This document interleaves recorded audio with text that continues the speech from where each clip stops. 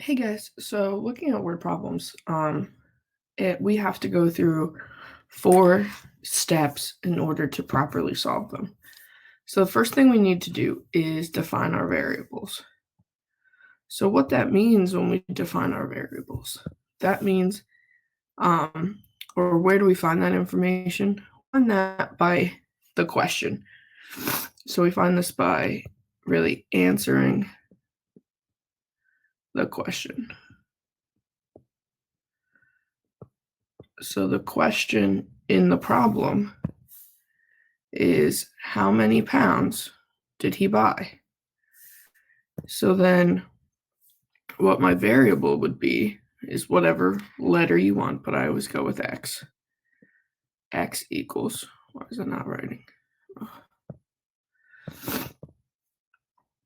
X equals the number of pounds of cashews. Number of pounds of cashews purchased.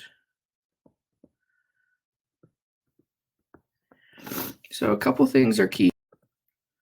So what is key is that we said the number of pounds, because it's saying how many pounds, that we're talking about cashews because, I don't know, it could be anything else in the grocery store, and that we have purchased. So we take each part of the question and put it in to define our variable. Now the next step is to write our equation. So we have to read the text and see what's important. As I'm reading the text, I notice that it says C pounds of cashews. So it tells you what your variable should be. So instead of X, like I always do, dumb Miss Myers, you should have read the problem. Why is this not erasing?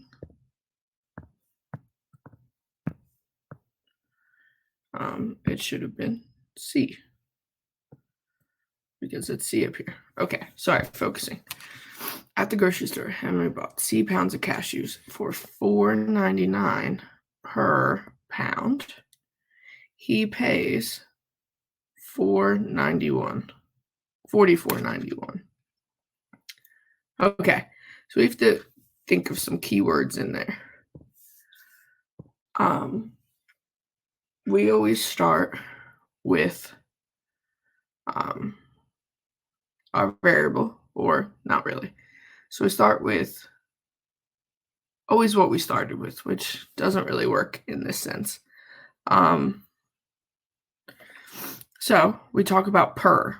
Per, what operation should per be? Should it be addition, subtraction, multiplication, division? Per should be multiplication. So we're doing $4.99 per pound, which remember was C. So we're going to start there. So we're doing $4.99, 4.99 times C. And our equation is always equal to our total. It's always equal to our total. So what is our total? Our total is $44.91. So our total is $44.91. So now that's our equation. Now we should just solve it. So we draw the river. Then what's the opposite of multiplication? We would divide both sides by $4.99.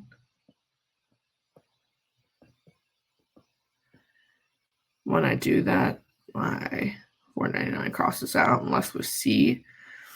So what is $44.91 divided by $4.99? So type that in, $44.91 divided by $4.99, and we get 9. So now, are we done here? Hopefully you're saying, no, that's not our final answer. So we have to label our final answer. So labeling our final answer is when we take this number and put it back into pretty much what the question was. or what we did to define our variable. So we're going to say, whoever this was, who was it?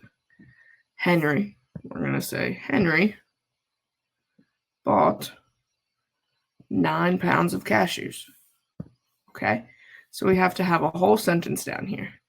So we're going to say who bought them? Henry. And again, we're answering the question. He bought the number of pounds, which was 9 pounds. And you can't just leave it at that. You have to let them know that it's of cashews.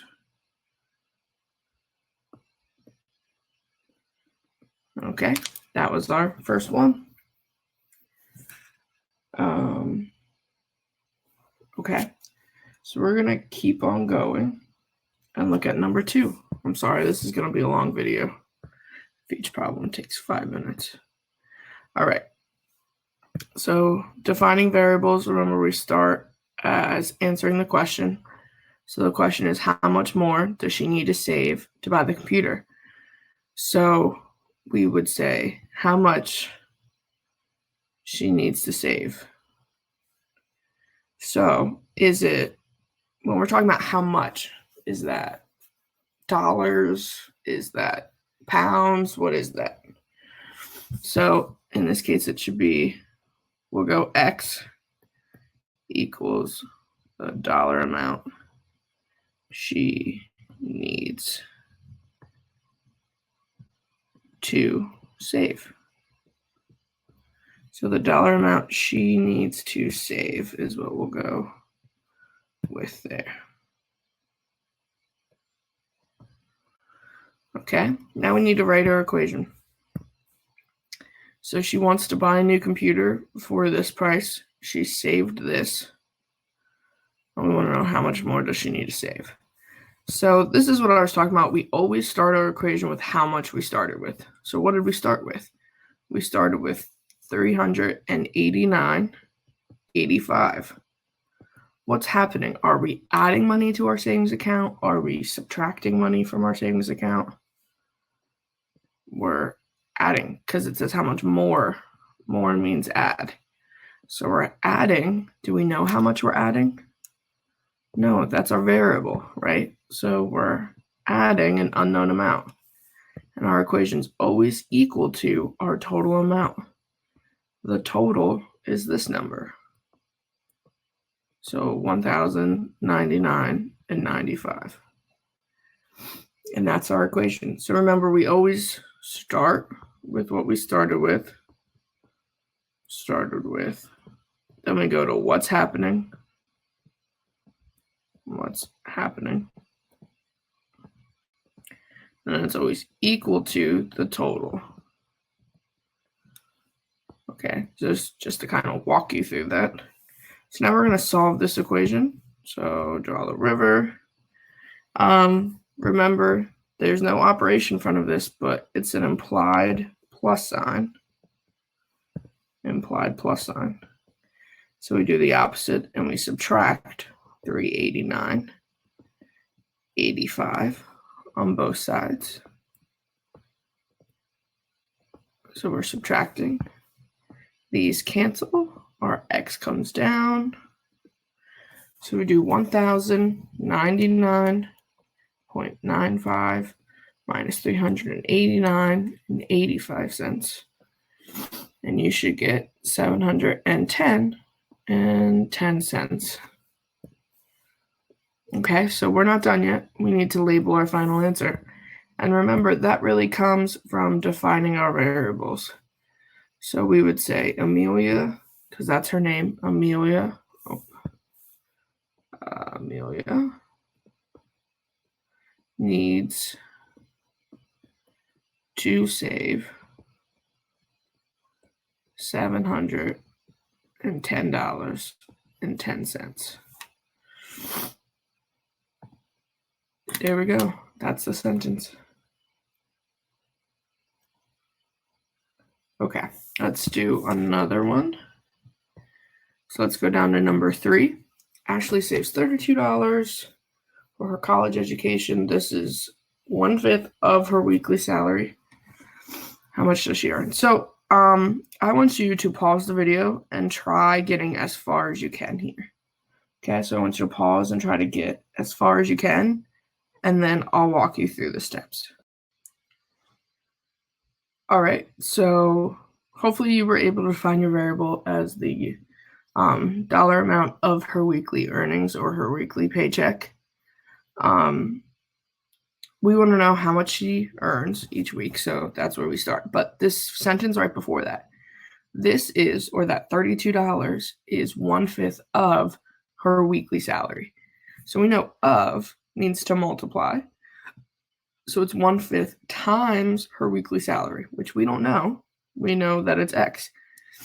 And that 1/5 of her weekly salary is $32. Is means equal. Okay, so of means times, is means equal. Okay, so just a reminder there. Okay, so now that we have this, now we divide by 1/5, divide by 1/5.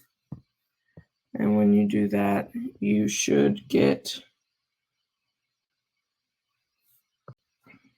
160. Okay, so now you're gonna write your final answer.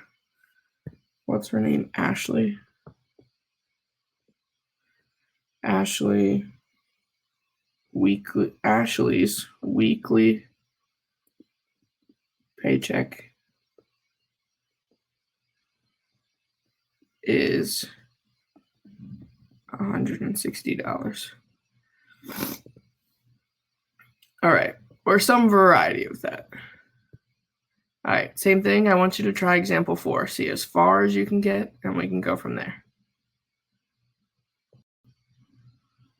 All right, so hopefully the defining variables part has become pretty straightforward. How many calories are in the whole pie? So the variable should be the total number of calories. This equation, you had to think a little bit out of the box, but I wanted to see if we could get there. So the equation was x over 6 equals 240. And that's because we have the whole pie, the number of calories. So the whole pie is divided into 6. So that's where we got this x over 6, because it's the whole pie divided, which we don't write like that, into 6 pieces. And each slice, which once we divide the pie into the 6 slices, would be 240. Okay, and then, yeah. So then we get 1,440, and that's the total calories in the chocolate pie. Total calories in chocolate pie is 1,440. All right, so we'll talk about this more in class and stuff, because I'm sure you guys have lots of questions. But if you got lost on any of the parts of what we were doing, please do not hesitate to ask.